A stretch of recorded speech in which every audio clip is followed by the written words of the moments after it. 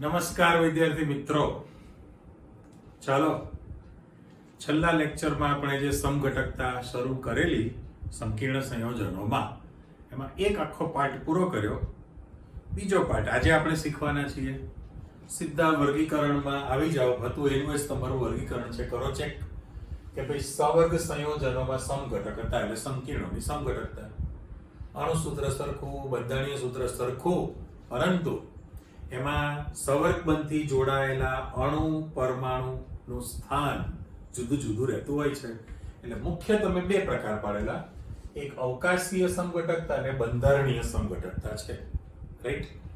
અવકાશીયમાં તમે ભૌમિતિક સમઘટકતા અને પ્રકાશીય સમઘટકતાનો આખો વિભાગ ઉદાહરણ સાથે પૂર્ણ કરેલો છે અને તૈયાર કરી લીધું છે.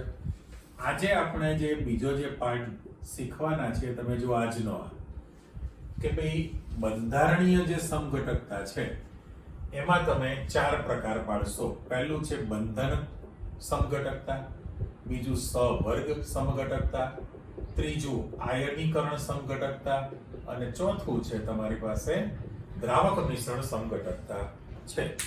પણ આયનીકરણ સમઘટકતા અને દ્રાવક મિશ્રણ સમઘટકતા લગભગ સમાન છે, એટલે આને તમે આયનીકરણ તરીકે સ્વીકારી શકો. ઓકે, ચાલો જોઈએ અંદર. હવે એ તો તમે ઉદાહરણ જોશો એટલે અંદાજ આવી જ જશે કે ભાઈ આને આ પ્રકારની સમઘટકતા કહેવાશે. તો પહેલો જ પ્રશ્ન તરીકે આપણે દરેકમાં મૂકેલું છે, નાના પ્રશ્ન 2 માર્કમાં પૂછે સ્વતંત્ર. તો સંકીર્ણમાં તમે સૌથી પહેલી બંધન સમઘટકતા ઉદાહરણ સાથે સમજાવવાની છે. હવે આની ચર્ચા તો આપણે લિગેન્ડનું વર્ગીકરણ હતું ત્યારે શીખી લીધેલું છે. શેના માટે? તો આપણે જે સંકીર્ણમાં ઉભયદંતી લિગેન્ડ જોડાયેલો હોય, કયો શબ્દ હતો આપણી પાસે? એમ્બિડેન્ટેડ કહીએ છે ને. એમ્બિડેન્ટેડ એટલે ઉભયદંતી લિગેન્ડ જો આવેલો હોય તો ત્યાં તમને બંધન સમઘટકતા જોવા મળે છે, કારણ કે એમાં બંધ તમારી પાસે બદલાવાનો છે. તો એ જોનાર વૈજ્ઞાનિક જોસેર્ગ જે છે, આ વ્યક્તિએ એવું અવલોકન કર્યું છે. જોસેર્ગ એણે અવલોકન કર્યું છે કે તમારી પાસે બંધ જે છે બદલાવાનો છે. રાઈટ? એમાં દાખલા તરીકે જાણીતો મુદ્દો છે. પહેલું તમને ખબર છે કે ભાઈ થાયોસાઇનેટો છે. થાયોસાઇનેટો એટલે HCN- આપણે કહીએ છીએ ને. HCN- જે છે એ એક દંતીય ઋણ લિગેન્ડ છે. પણ આ પ્રશ્ન એવો થયો કે મધ્યસ્થ ધાતુ સાથે સલ્ફરનો પરમાણુ પણ દાન કરી શકશે અને નાઇટ્રોજનનો પરમાણુ પણ અબંધિત ઇલેક્ટ્રોન યુગ્મનું દાન કરી શકે.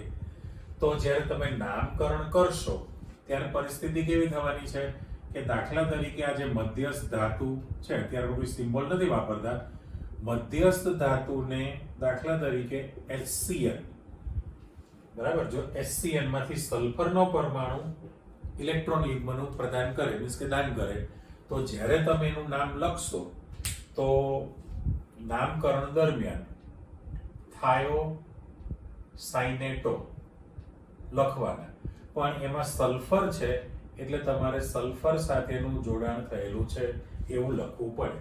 થાયોસાઇનેટો ડેશ કરીને સલ્ફર છે. પણ જો, બરાબર, બે શક્યતા થઈ. અને બીજી જે સંભાવના છે એમાં જે મધ્યસ્થ ધાતુ પરમાણુ અથવા આયન છે એની સાથે n આગળ લઈ લો, NCS કરીએ. NCS છે. જો આ પ્રકારની રચના તૈયાર થયેલી હોય કે મીન્સ કે નાઇટ્રોજનનો પરમાણુ ધાતુ પરમાણુ કે આયનને ઇલેક્ટ્રોન યુગ્મનું દાન કરતો હોય તો એનું જે નામ છે એ થાયોસાઇનેટો જ લખવાના છીએ આપણે. થાયોસાઇનેટો. પણ એમાં તમારે બાજુમાં n લખવું પડે. એટલે તમારી પાસે ફાઇનલ થયું કે ભાઈ બે શક્યતા થયેલી છે. આ જો હોય તો થાયોસાઇનેટો S લખવું પડે અને આ હોય તો થાયોસાઇનેટો N લખવું પડે. એટલે એ ઉભયદંતી જે લિગેન્ડ હતો, ઉભયદંતી લિગેન્ડ, એની અંદર તમને આવી બંધન સમઘટકતા જોવા મળે. આ તો તમારું પહેલું ઉદાહરણ હતું. સાથે સાથે મિક્સ ન કરતા લાઇનિંગ વચ્ચે મૂકી દઉં છું. તમારું બીજું ઉદાહરણ કયું છે? બીજું ઉદાહરણ જાણીતું, ખાસ જાણો છો, આપણે સંકીર્ણ જ મૂકી દઈએ ને સીધે સીધું કે ભાઈ કોબાલ્ટ જે છે કોબાલ્ટ અને એની સાથે જે NO2 એકચ્યુઅલી પહેલા આપણે નાઇટ્રેટ આપી દીધી. ચલો આ જે તમે મૂકેલું છે નાઇટ્રાઇટ. હવે નાઇટ્રાઇટ એટલે NO2 માઇનસ છે ને, NO2 માઇનસ છે. હવે આમાં પણ ઉપરના જેમ જ નાઇટ્રોજનનો પરમાણુ પણ અબંધિત ઇલેક્ટ્રોન યુગ્મનું દાન કરી શકશે અને બે ઓક્સિજન છે એમાંથી કોઈ પણ એક ઓક્સિજનનો પરમાણુ પણ ઇલેક્ટ્રોન યુગ્મનું દાન કરી શકે છે. એટલે માની લો કે આપણે સેમ્પલ મૂકીએ, દાખલા તરીકે CO NH3 લખું, CO NH3 લખું અને NO2 લખીએ, NO2. તો આ જે સંકીર્ણ થયું બરાબર, અને એના બદલે સભ્ય તમારું એનું છે, ખાલી આપણે ચેન્જ કરીએ કે ભાઈ CO NH3 છે અને આમાં ONO લખવામાં આવે, ONO. તો બંનેમાં તમારી પાસે ડિફરન્સ જોવા મળશે. પહેલામાં પહેલું કે ભાઈ કોબાલ્ટની ઓક્સિડેશન સ્થિતિ +3 છે, NH3 તટસ્થ છે 0. હવે NO2 -1 છે, એ -1 બરાબરની પેલી બાજુ જાય તો +1 થવાનું છે. એનો અર્થ એમ કે આ સંકીર્ણ 2+ હોવું જોઈએ. જો એ +2 હશે તો આ +3 ઓટોમેટિક બની જાય. સેમ કોપી મારે તો અહીં લખી જ નાખવાનું છે. પણ બંનેમાં તમે દાખલા, હવે તમને નામ પણ આવડી ગયેલું છે ને, ધારો કે તમારે એનું નામ લખવું હોય તો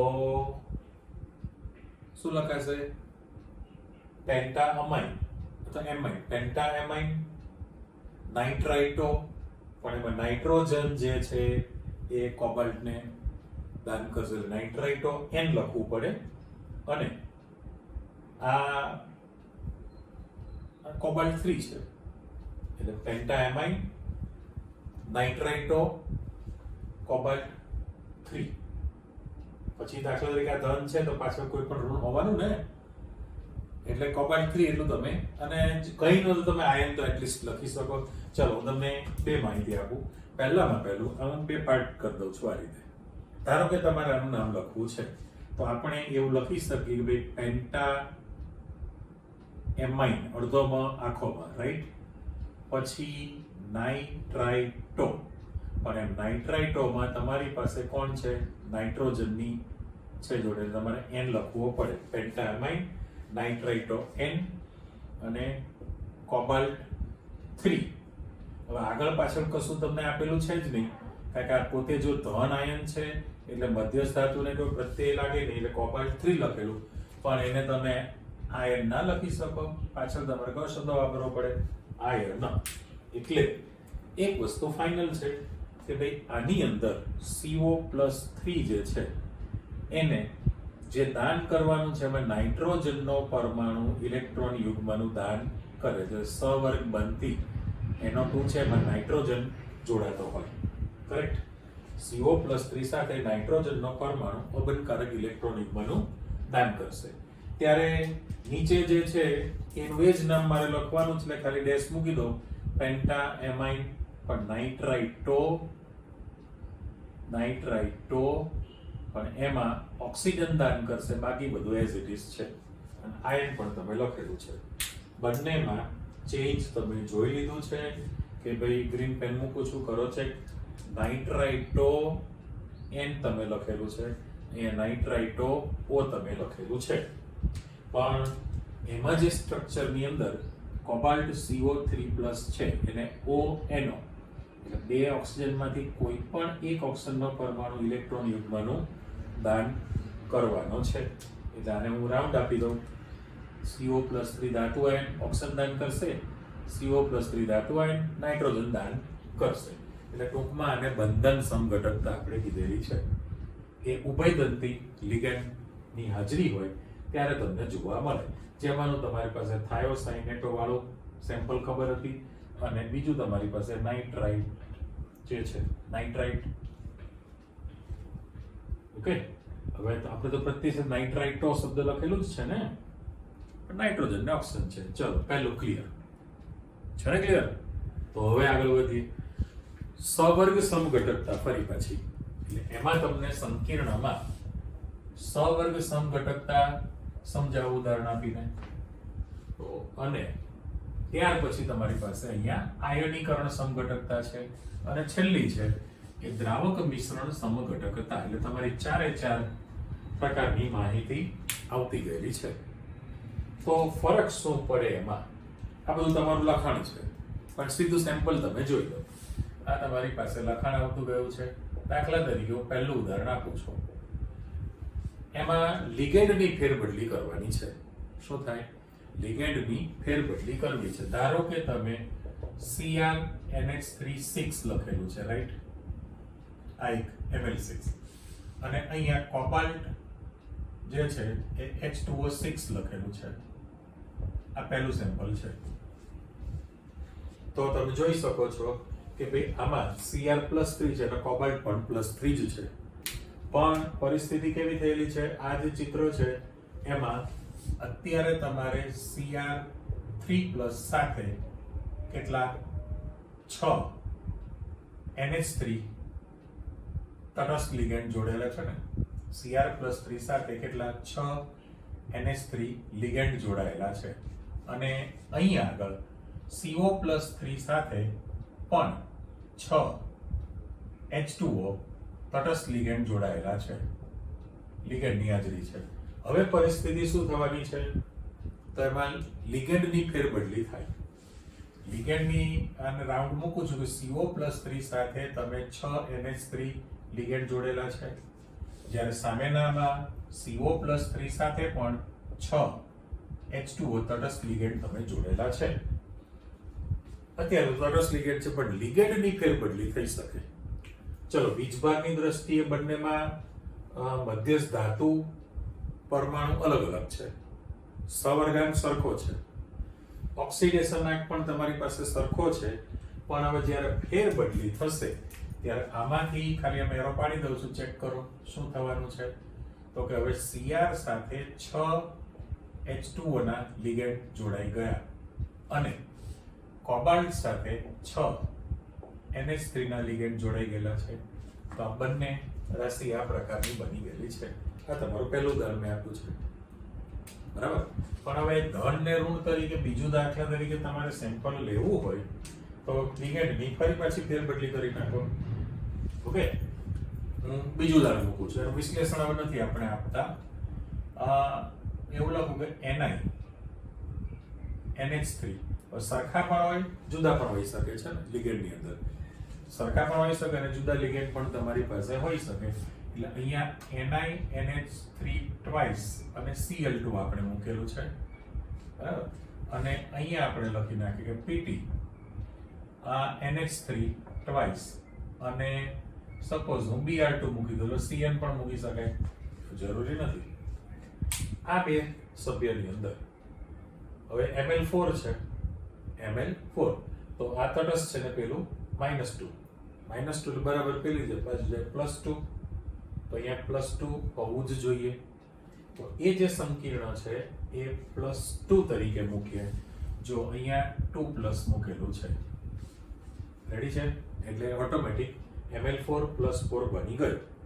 પણ જો તમે અહીંયા આગળ Cn રાખીએ આપણે, Cn અને તો Cn પણ -1 જ છે એટલે -2 પ્લેટિનમ. તો ઓક્સિડેશન સ્થિતિ જે છે તમારી એમાં પણ 2+ જ બનવાની છે. પણ હવે લિગેન્ડની ફેરબદલી કરી નાખીએ. જેમ પહેલામાં એક જ સરખા રાખેલા છે, તો અહીંયા પણ મેં બે સરખા રાખેલા છે. બે સરખા છે અને બે તમે અલગ રાખેલા છે. ઓકે, અને ધારો કે હવે NH3 ની જગ્યાએ H2O મૂકી દઉં તો પણ ચાલે. બે જ ફેરબદલી થાય એવું જરૂરી હોતું નથી. એટલે હું અહીંયા ચેન્જ કરું. હવે આ NH3 ની જગ્યાએ માની લો કે મારે H2O ટ્વાઇસ કરવું છે ને Br2, તો બધું જ અલગ બની ગયું કહેવાય. અને એમાંથી જે હવે બનાવું છું એ તમે ચેક કરો. તો આની અંદર કલર બદલું. નિકલ જે છે એ નિકલ સાથે પેલા લિગેન્ડ આવી જાય અને આની સાથે આ લિગેન્ડ બદલે. બધું ના બદલું, પણ અહીંયા પ્લેટિનમ કરી નાખું ખાલી અને NH3 ટ્વાઇસ Cl2 કરી દઉં તો મધ્યસ્થ ધાતુ બદલાઈ ગઈ. અને આની અંદર હું નિકલ આપી દઉં, H2O ટ્વાઇસ Br2 કરી દઉં. રેડી? 2+ તમે મૂકેલું છે. આની અંદર થઈ ગયું ને? એટલે આને સવર્ગ સમઘટકતા કહેવાય. મીન્સ કે ભાઈ સવર્ગ બંધથી જોડાયેલા લિગેન્ડની ધાતુ પરમાણુ કે આયન સાથે ફેરગોઠવણી થઈ જાય તો એ જે સમઘટકતા થઈ એ સવર્ગ સમઘટકતા કહેવાય. ઓકે, હવે આયનીકરણ સમઘટકતા કોને કહેવાય? તો આયનીકરણ સમઘટકતામાં તમને એમ કહે છે કે જો સંકીર્ણની અંદર જે ઋણ આયન હોય, ઋણ આયન સંકીર્ણની અંદર જે ઋણ આયન છે એ પાછો લિગેન્ડ તરીકે અસ્તિત્વ ધરાવી શકતો હોય અને લિગેન્ડ છે એ ઋણ આયન તરીકે સરળતાથી મુક્ત થઈ શકતો હોય તો એવા પ્રકારની જે સમઘટકતા મળે એને આયનીકરણ સમઘટકતા કહેવાય. દાખલા તરીકે સેમ્પલ જુઓ. પહેલું તમને ઉદાહરણ આપીએ છીએ ભાઈ CrH2O4 CrH2O4 છે, બરાબર. હવે પેલામાં પણ આપણે જે વિગત આપેલી છે એમાં કોબાલ્ટ વાળું જે સભ્ય હતું એમાં જો ભૌતિક અને રાસાયણિક ગુણધર્મ બદલાવાના છે, એક વાત કહેવાની આપણી પાસે રહી ગયેલી છે. દાખલા તરીકે જો તમે NO2 લગાડેલું હોય, નાઇટ્રોજનની હાજરી હોય તો આનો જે કલર છે એ તમારી પાસે પીળો કલર હોય અને O લાગી જાય તો એનો કલર તમારી પાસે નારંગી બને છે. એટલે રંગનું પણ ફેરબદલી જોવા મળે. તો એ જ વસ્તુ અહીંયા તમારી પાસે CrH2O4 લખેલું છે, એમાં પણ કલર ચેન્જ થવાનો છે. CrH2O4 હવે આપણે માની લો કે અહીંયા 5 કરી દઈએ, 5 અને આ Cl છે તો લિગેન્ડ તરીકે તમારી પાસે 6 તૈયાર થયેલા છે, 6, બરાબર. અને બહારના ભાગે હું Br મૂકી દઉં, Br2 કરીએ તો સપોઝ બંને રીતે કરી શકાય. 5 ને 6 ને 12 Br છે. ચેન્જ તમારું જે કોબાલ્ટ વાળું હતું ને, CO વાળું, એ સભ્યમાં આગળ પાછળ તમે ફેરબદલી કરો. CrH2O5 અને Cl Br2 મૂકેલું છે આની અંદર. પણ જો તમે આમાં ફેરબદલીમાં H2O6 હોય તો તમે Cl મૂકતા નથી. અહીંયા 5 અને 1 છે તો હું ઇન્ટરચેન્જ કરી શકું. ઇન્ટરચેન્જની અંદર કે Br ને મારે અંદર મોકલવો હોય લિગેન્ડ તરીકે, ઋણ આયન લિગેન્ડ બની જાય અને લિગેન્ડ છે ઋણ આયન તરીકે મારે કરવું હોય તો એટલું ફાઇનલ થયું ને. બંને જો ઇન્ટરચેન્જ કરવું હોય તો આ સંખ્યા 2 છે એટલે મારે Cl2 2 રાખવા પડે. જો એ 2 રાખો તો તમારી પાસે H2O ની સંખ્યા થઈ જશે 4. તો તમારો ML6 સંકીર્ણ બન્યું કહેવાય ને. અને એમાંથી જ્યારે ફેરબદલી થઈ જાય, એમાંથી જ્યારે ફેરબદલી થવાની છે એટલે ખાલી હું એરો પાડી દઉં છું તો હવે તમારી પાસે CrH2O4 Br2 અંદર આવી જશે અને Cl2 બહાર જતું રહેશે. કરેક્ટ? ઠીક છે ફેરબદલી. એ જ રીતે હજુ એક બીજું સેમ્પલ તમને આપું. બીજું જે સેમ્પલ છે એમાં આપણે બદલી નાખીએ. એના માટે ગમે તે ઉદાહરણ આપી શકે, મૂળ મુદ્દો તમને ખબર હોવી જોઈએ એની અંદર કે ભાઈ દાખલા તરીકે PT, બરાબર, અહીંયા NH3 ટ્વાઇસ કરું અને માની લો કે Br2 રાખું અને બાર SO4 રાખું છું. હવે તમે પહેલા તો નક્કી કરી નાખો કે 2 ને 2 4 લિગેન્ડ છે એટલે એનો સહવર્ગાંક 4 થયો. PT +2 તરીકે રાખવું છે એટલે SO4 -2 સંકીર્ણ +2 તો આ પેલી બાજુ +4 બની જશે.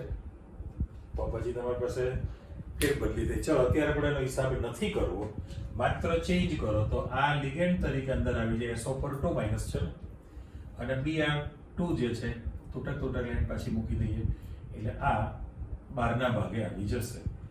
તો ઇન્ટરચેન્જ જે તમે કરો છો એમાં જે ફેરબદલીમાં આ પ્લેટિનમ છે, NH3 ટ્વાઇસ છે, SO4 લિગેન્ડ બની જશે, ઋણ આયન હતો એ, અને જે લિગેન્ડ છે એ ઋણ આયન બની જાય એટલે સંયોજકતા પણ બદલાઈ ગઈ ને. પ્રાથમિક દ્વિતીયકનું પણ ચેન્જ થયેલું કહેવાય. તો આને આયનીકરણ સમઘટકતા કહેવાય. આયનોની સંખ્યામાં ફેરબદલી ન થાય, દ્રાવણમાં જેટલા આયનો મુક્ત થવાના છે પહેલા સભ્ય માટે કે ભાઈ એક ધન ને બે ઋણ હતા, આ અંદર આવી ગયો ફેરબદલી, છતાં પણ તમારી પાસે એક ધન ને બે ઋણ જ બનવાના છે. એ બંને માટે એક જ સરખી માહિતી બની છે, રાઈટ?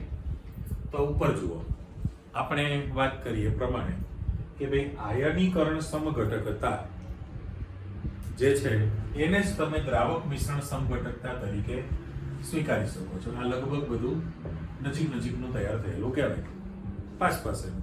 એટલે દ્રાવક મિશ્રણ છે અને આયનીકરણ છે. એટલા માટે પાસેને થયું કે જ્યારે સંકીર્ણનો જે સ્ફટિક હોય, સંકીર્ણનો ઘન સ્ફટિક હોય, એની સાથે દ્રાવક તરીકે પાણીનો અણુ જોડાયેલો રહેતો હોય સવર્ગ બંધથી. હવે એ જ પાણીનો અણુ સવર્ગ બંધમાંથી દ્રાવક તરીકે મુક્ત થઈ જતો હોય તો એને દ્રાવક મિશ્રણ સમઘટકતા કહી શકાય. એટલે અહીંયા તમારી પાસે એનું જે લખાણ છે આવતું ગયું, સીધું તમે સેમ્પલમાં જતા રહો કે ભાઈ CO H2O6 કરો, CO H2O6 કરો અને 12Cl3 મૂકી દો, તો આપણી પાસે જે આ સંકીર્ણ બને છે એ સંકીર્ણમાં Cl -3 એટલે સંકીર્ણ +3, H2O0 કોબાલ્ટ +3 તરીકે છે જ. તો અત્યારે પરિસ્થિતિ કેવી થયેલી છે કે ભાઈ આની અંદર CO3+ ધાતુ આયન સાથે હું લખું છું આંકડામાં 6 H2O લિગેન્ડ જોડાયેલા છે, રાઈટ? 6 H2O લિગેન્ડ એની સાથે જોડાયેલા છે. પણ આમાંથી જ્યારે તમે ફેરબદલી કરો દ્રાવક તરીકે, જે સ્ફટિકમાંથી દ્રાવક તરીકે મુક્ત કરો, તો કેવું થાય? COH2O5 કરું, COH2O5 કરું, અહીંયા Cl ને એક પાણીનો અણુ તમે બહાર લેવાના છો, તો પરિસ્થિતિ કેવી થવાની છે કે અહીંયા Cl2 થશે અને ઇન્ટુ H2O તૈયાર થવાનું હોય. પણ તમારું જે ઓક્સિડેશન સ્થિતિ છે એ તો બદલાતી નથી. એ ખાસ જુઓ કે ભાઈ H2O તમારી પાસે તટસ્થ છે, કોબાલ્ટનો ઓક્સિડેશન 8+3 છે, -3 +3 0 એટલે +3. પણ એમાંથી આ બને તો કોબાલ્ટની ઓક્સિડેશન સ્થિતિ તો +3 જ રહેવાની. કેમ? તો કે -2 +2 -1 એટલે +3 જ છે. પણ અત્યારે H2O 5 બને અને એક Cl જોડાઈ શકે છે, તો આની અંદર CO+3 ધાતુ આયન સાથે 5 H2O ના તટસ્થ અણુ જોડાય અને એક ક્લોરાઇડ એક દંતીય ઋણ લિગેન્ડ જોડાવાનો છે. એમાં ફેરબદલી થઈ ને.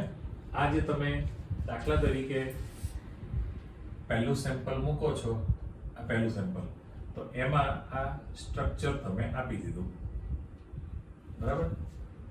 ફેરબદલી તો તમે આમાં હજુ આગળ ના બનાવી શકો. આ તો તમે બે જ ઉદાહરણ મૂકેલા છે અને એનો કલર પણ જુદો થવાનો છે. આનો જે કલર છે એ તમારી પાસે બદલાવાનો હોય. આ સંયોજન છે જાંબલી રંગનું છે, ત્યારે પેલું જે છે લાલ રાખોડી કલરનું સંયોજન બની જાય. રંગનો ગુણધર્મ બદલાય કારણ કે લિગેન્ડની પ્રબળતા બદલાવાની છે.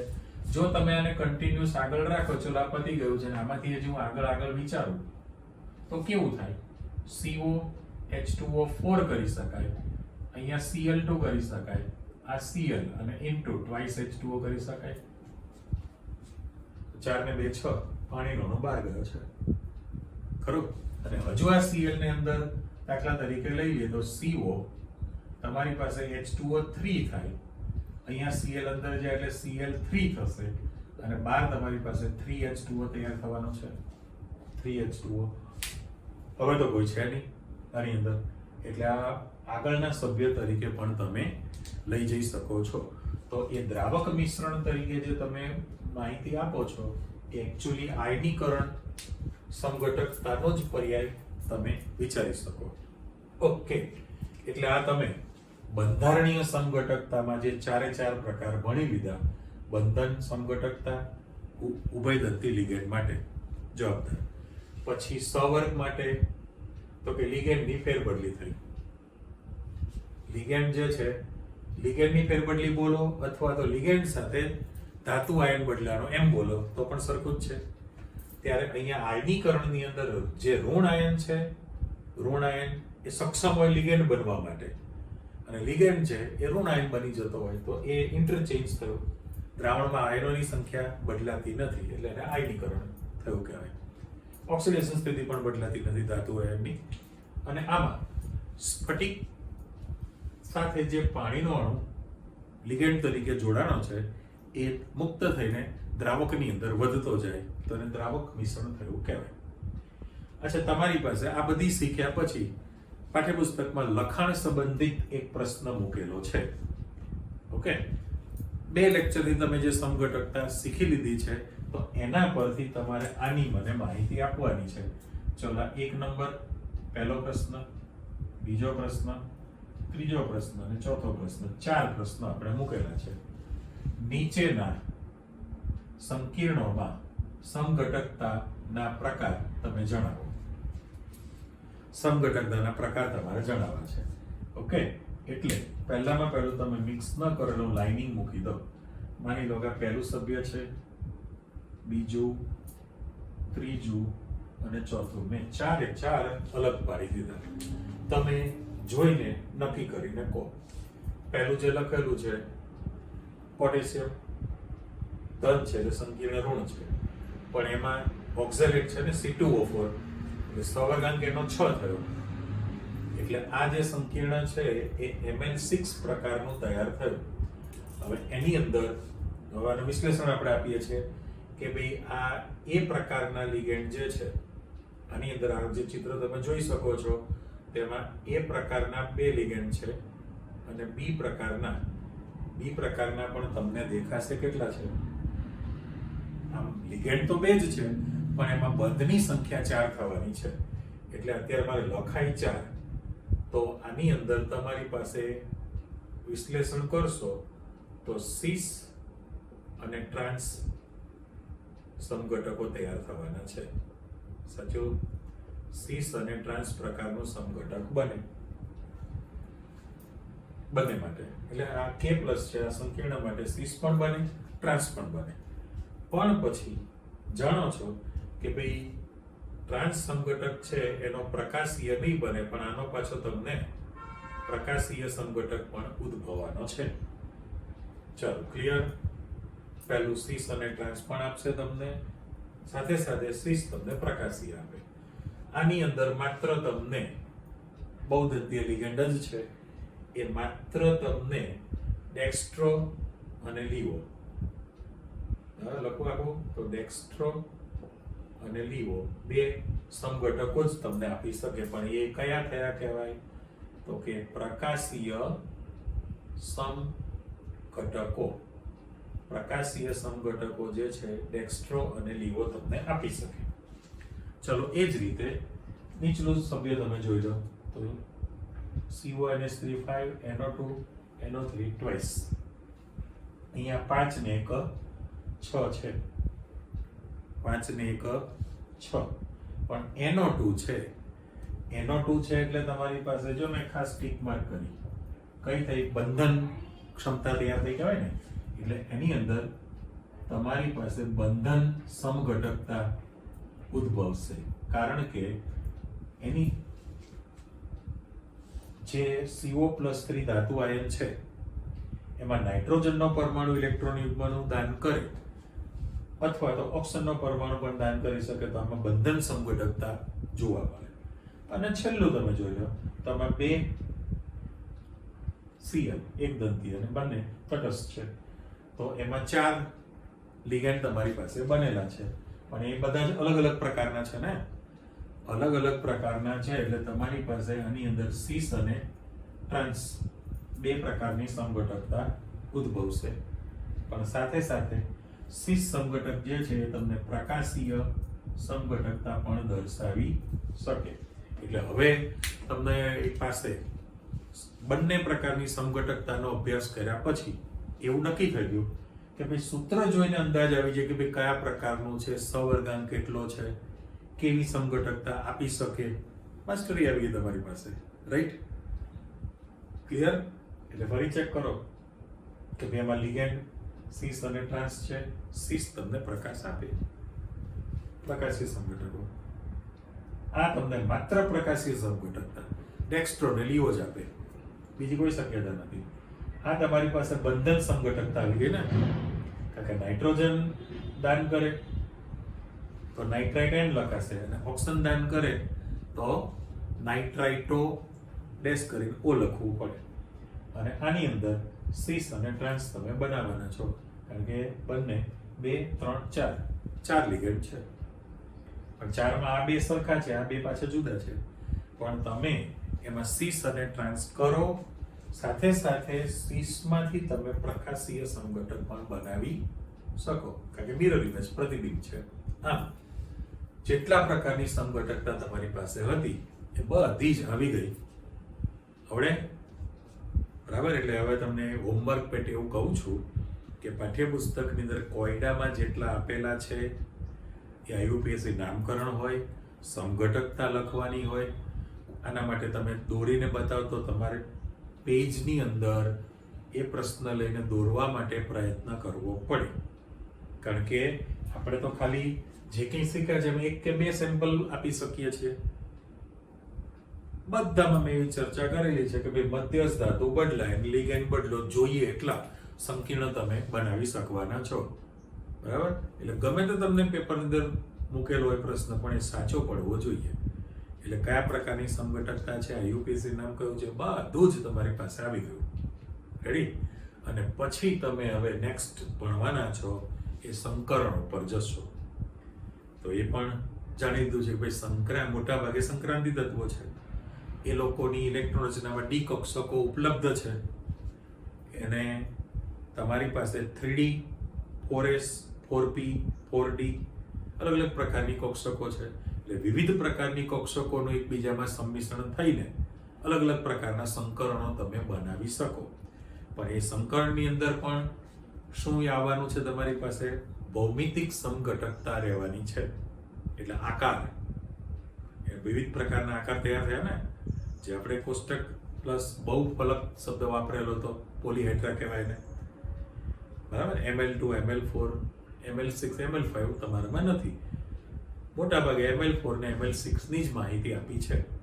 પણ એ આટલું તમે ડાયજેસ્ટ કરેલું હોય તો તમે આગળ વધી શકવાના છો. કરેક્ટ? કાંઈ વાંધો નહીં. આગે ગોરખ જાગે, ગુજરાતીમાં છે પડે એવા દેવાય. આવશે ત્યારે તૈયાર થઈ જ જશે ને. મળીએ છીએ ફરી પાછા. આવજો, બાય.